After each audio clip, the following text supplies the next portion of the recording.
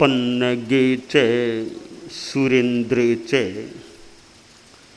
कौशिके पाद संस्पृशि निर्विशेष मनस्काय श्री वीरस्वामिने नमः। आर्हत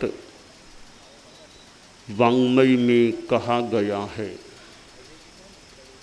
तहीयाणम तु भावाणम सब भावे उव एषणम भावेणम सद्दहन्तस्य सम्मत्तम तम गियाहियम। एक काल्पनिक वास्तविक जो भी उदाहरण है या रूपक है, जो भी एक संत के पास एक युवक आया। संत ने थोड़ी चर्चा शुरू की तो वह युवक बोला, महाराज मैं प्रश्न लेकर आया हूँ, आप और चर्चा करें तो अच्छा है, पहले मेरे प्रश्न को मैं रख दूँ, फिर आप जैसा ठीक समझें मुझे ज्ञान देने का प्रयास करें। संत ने कहा ठीक है, तुम अपना प्रश्न पूछो। तो युवक बोला, संत प्रवर मेरा प्रश्न है, मैं कौन हूँ? हु एम आई, मैं हूँ कौन? यह मेरी जिज्ञासा है। तो संत ने कहा, तुम आत्मा हो, जीव हो, तुम जीव हो, चैतन्यवान हो। अच्छा, मैं आत्मा हूँ, चैतन्यवान हूँ, जीव हूँ। तो संत प्रवर मेरा और प्रश्न मन में उठ गया है, ये हाथ पांव मस्तक ये नख ये फिर क्या, ये भी जीव हैं क्या? संत ने कहा, जीव अलग है, यह अजीव है, अचेतन तत्व है। नख हैं, इनको आगे बढ़ गए काटो दर्द भी नहीं होता, वो अजीव हैं। और भी सारा शरीर वस्तुतः है, अचेतन है, अजीव है। तुम जीव हो, यह शरीर अजीव है, जीव युक्त है अभी पर है अजीव।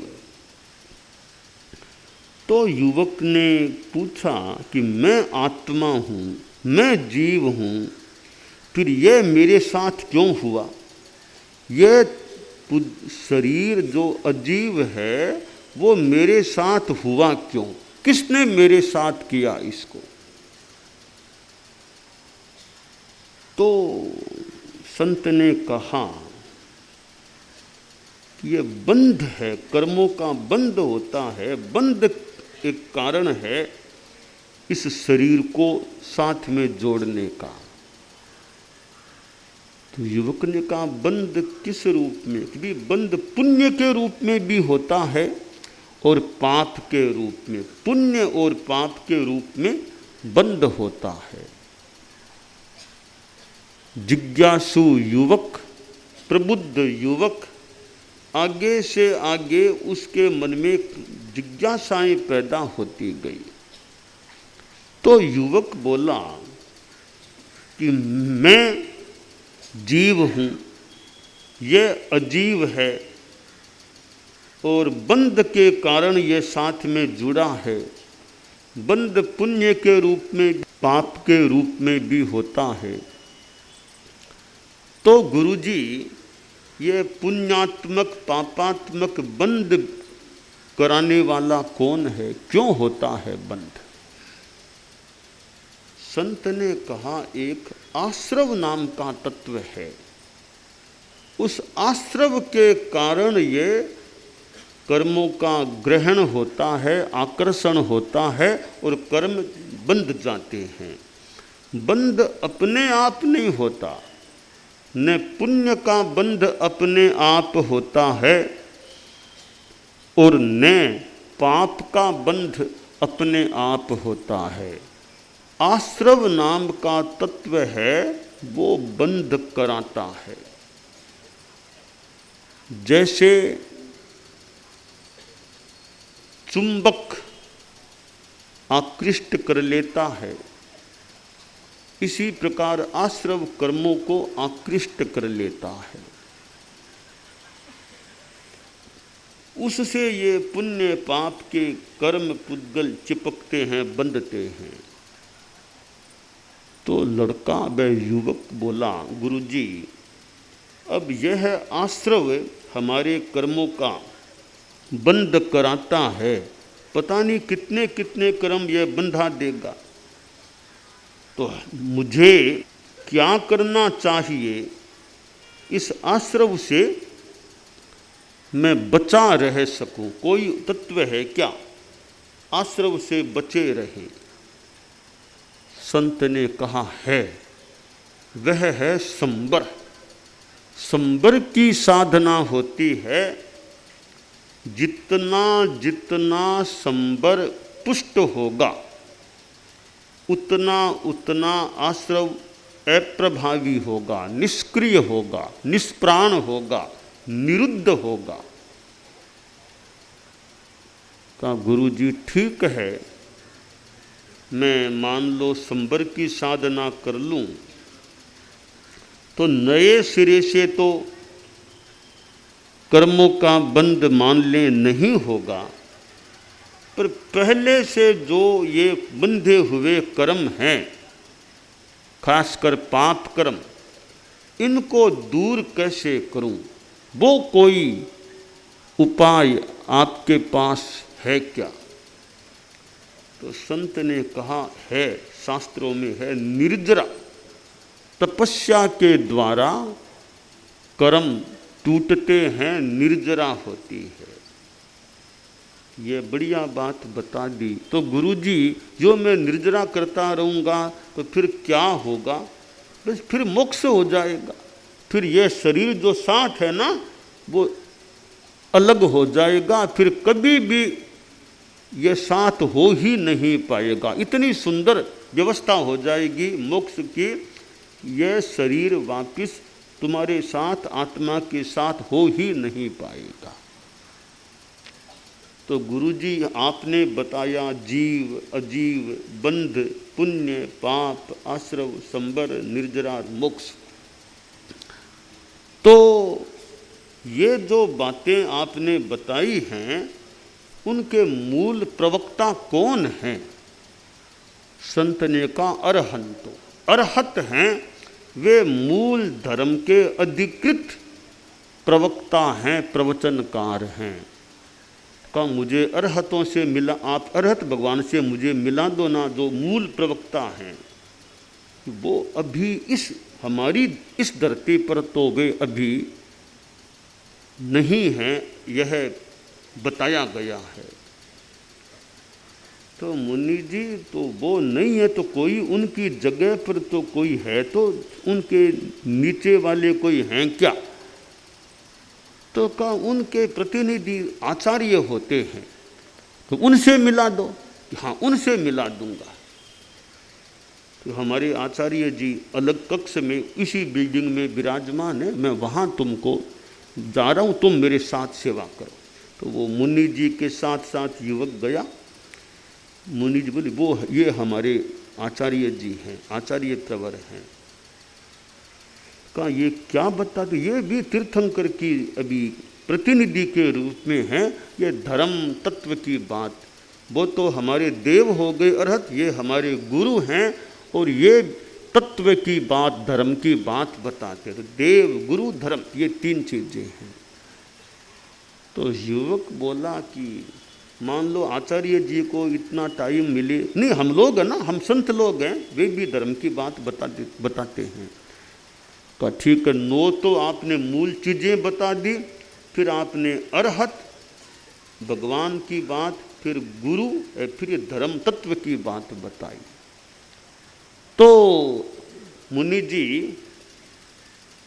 इन नव तत्वों को अच्छी तरह जान ले, देव गुरु धर्म पर भी अच्छी तरह व्यक्ति ज्ञान हो जाए, श्रद्धा हो जाए, तो क्या होता है?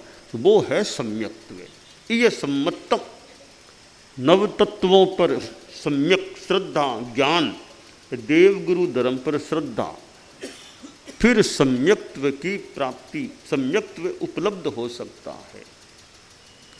और सम्यक्त्व ऐसी चीज है, सम्यक्त्व रत्नान न परम ही रत्नम, सम्यक्त्व मित्रान न परम ही मित्रम, सम्यक्त्व बंधोर न परो ही बंधुः, सम्यक्त्व लाभान न परो ही लाभ है।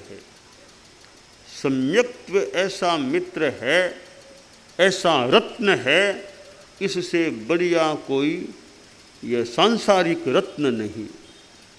सम्यक्त्व ऐसा मित्र है, इससे बढ़कर कोई सांसारिक मित्र नहीं होता। सम्यक्त्व ऐसा भाई है, इससे बढ़िया कोई भाई नहीं।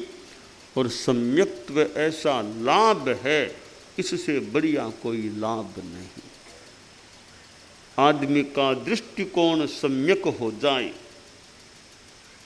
सम्यक ज्ञान हो जाए और सम्यक चारित्र हो जाए, बस यह मुक्ति का मार्ग है।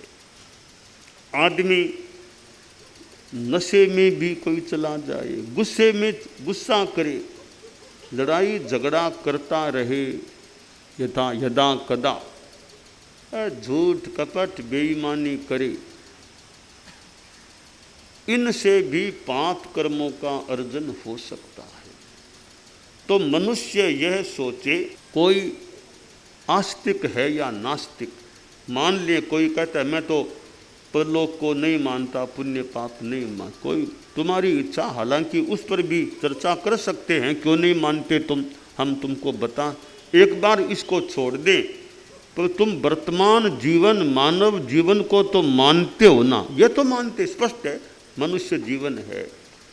तो मनुष्य जीवन को अच्छा रखने के लिए भी तुम्हें नशे से, गुस्से से, झूठ बोलने, बेईमानी से बच कर के रहना चाहिए। दुनिया में अपराध होते हैं, वे पुलिस के आप आए थे, बातचीत भी की थी कि ये उदना इधर की एरिया है और है अपराध। मैंने कहा कि लगता है शायद जहाँ शिक्षा की कमी हो और पैसे की भी कमी हो, शिक्षा की कमी और गरीबी जहाँ है, वहाँ लोगों में लड़ाई झगड़ा आदि इस प्रकार के अपराध हो सकते हैं। और बहुत पढ़े लिखे हैं, वो कोई बड़े अपराध, वो पढ़े लिखे लोग बड़े अपराध वो भी कर सकते हैं। कैसे बड़ा बड़ा अपराध, उनको क्रियान्वित करना, उनका दिमाग उसमें भी काम कर सकता है। मूल चीज है ये हमारा भीतर का संस्कार है, वो ठीक बने। काम, क्रोध, राग, द्वेष, ये वृत्तियां हैं, वे मूल अपराध की आधार जड़ है। हालांकि गरीबी, बेरोजगारी, भूखमरी, ये भी हिंसा और अपराध के निमित्त रूप कारण बन सकते हैं, पर इनके भी साथ में या मूल में है वो राग द्वेष की वृत्ति है, लोभ की वृत्ति भी, आक्रोश गुस्से की वृत्ति भी आदमी को अपराध और हिंसा में धकेलने वाली हो सकती है। तो कैसे हम लोग तीन बातें बताया करते हैं, सद्भावना, नैतिकता, नशा मुक्ति, कि आपस में सद्भावना। जाति संप्रदाय अलग अलग हो सकते हैं, परंतु जाति और संप्रदाय के आधार पर दंगा फसाद, मार काट, हिंसा, सांप्रदायिक उन्माद फैलाना, ये काम नहीं होने चाहिए। हमारे परम पूज्य गुरुदेव आचार्य तुलसी ने अनुव्रत आंदोलन चलाया, उसमें भी यह बात है कि सांप्रदायिक सहिष्णुता, विभिन्न धर्म हैं उनमें भी उनके प्रति भी सहिष्णुता रखें, सांप्रदायिक उन्माद न फैलाएं। आचार्य श्री महाप्रज्ञ जी जो कुछ वर्षों पहले सन 2003 में ये इस सूरत में चतुर्मास था ही, यहाँ उदनार इस एरिया में भी विराजे थे, पधारे थे। और आचार्य श्री महाप्रज्ञ जी वो अहिंसा यात्रा कर रहे थे कि अहिंसक चेतना का जागरण, नैतिक मूल्यों का विकास।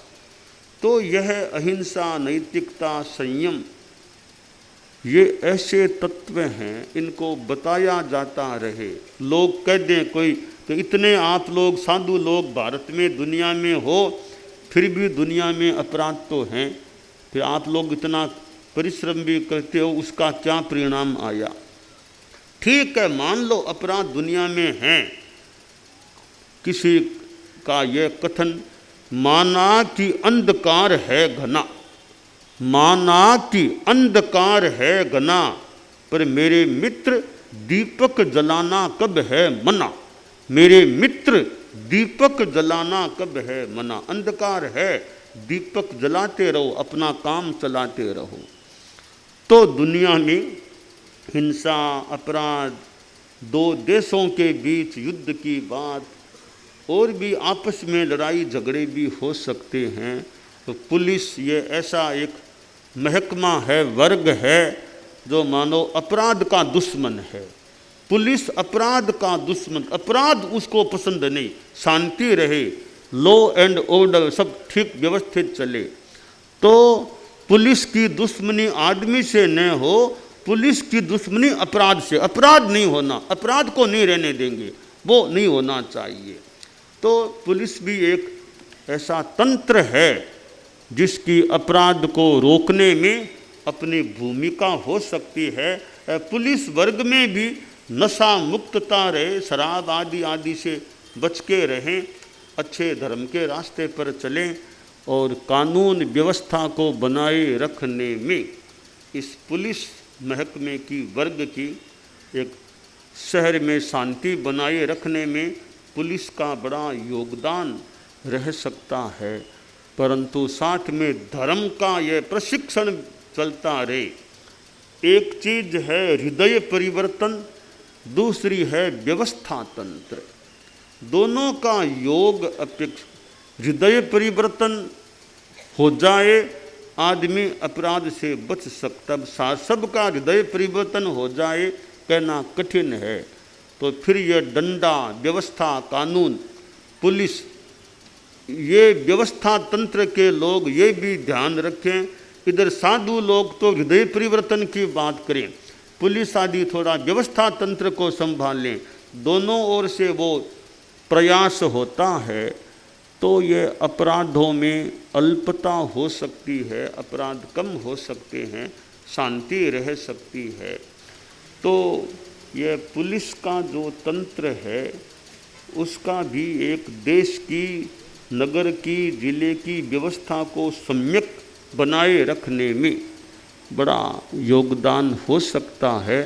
बस पुलिस का वर्ग भी थोड़ा बहुत अच्छे ढंग से, यानी नशे आदि से खुद मुक्त रहे, और जो भी अहितकर चीज़ें हैं उनसे बच कर के रहे। और शहर में मैंने पूछा कि इस एरिया में अपराध, आपने कहा मैं रहता हूँ उधर तो अपराध ज़्यादा होते हैं, अपराध ज़्यादा होते हैं। तो ठीक है, अपराध ज़्यादा हैं, अब साथ में सक्षमता, व्यवस्था तंत्र की सक्षमता, और कोई साधु संतों और का भी थोड़ा योगदान रहे उनको समझाने में, बताने में, तो अपराधों में कमी की आशा भी की जा सकती है। तो यह सद्भावना, नैतिकता, कार्य में ईमानदारी, सद्भावना, नैतिकता, नशा मुक्ति, सद्भावना अहिंसा की बात, नैतिकता ईमानदारी की बात, और नशा मुक्ति डी एडिक्शन, ये शराब, ड्रग्स आदि आदि नशीली चीज़ों से बच कर के रहना। तो यह प्रयास हम यत्किंचित कर रहे हैं, और यह प्रयास करते करते सूरत का चतुर्मास संपन्न कर इधर अब उदना की एरिया में आना हुआ है, जहाँ आचार्य श्री महाप्रज्ञ जी भी सन 2003 में चतुर्मास से पहले प्रवासित हुए थे, विराजे थे। वो तो थोड़े ज़्यादा समय विराजे थे, उतना समय हमारे पास नहीं है। गुरुदेव के पास तो चतुर्मास से पहले समय था और विराज गए। हम तो चतुर्मास लगने के ताने माने इधर आए थे, तो वो टाइम हमारे पास था नहीं। तो फिर भी चतुर्मास के बाद हमने कुछ समय यहाँ के लिए रखा। और वैसे 2023 में भी हमारा इधर थोड़े दिनों का प्रवास हो गया था। तो यह संतों का आगमन है, प्रवास है, वह भी लोगों को शांति देने में, अपराधों को न्यून करने में योगभूत बन सकता है।